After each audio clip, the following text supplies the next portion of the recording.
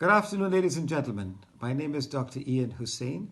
I'm in London in the United Kingdom, and it's the 23rd of March, and it's 6:15 p.m.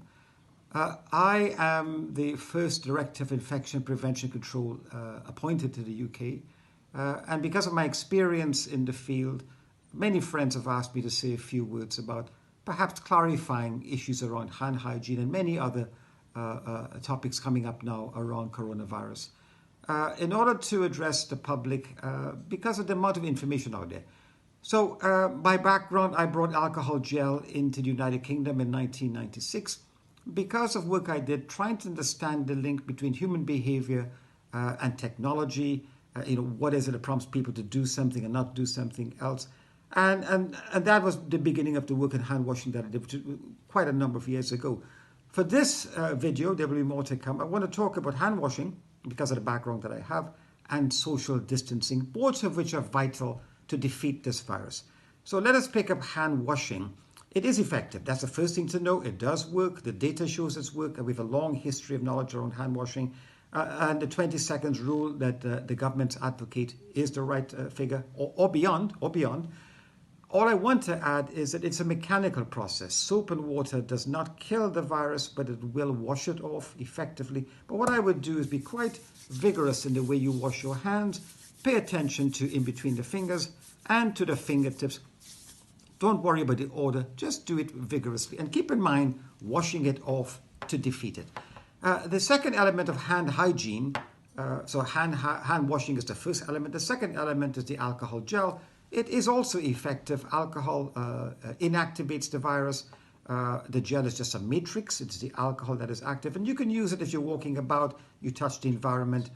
And having mentioned the environment, let me describe its importance. So this virus is a respiratory pathogen. It is human to human. It emerged from an animal, but it's now a human pathogen.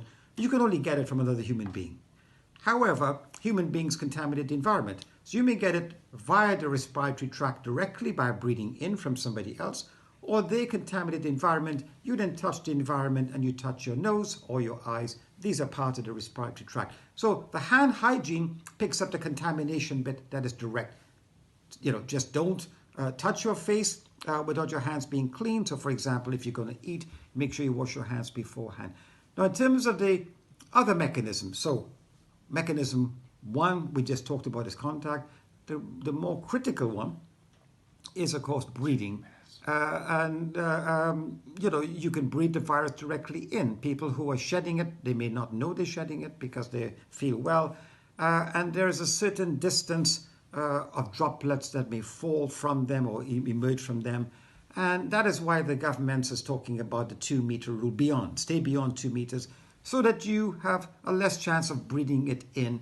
And of course, the ultimate mechanism of social distancing is stay at home. If at all possible, you stay at home. And that if we can stop the virus jumping from one person to another person, we will defeat it.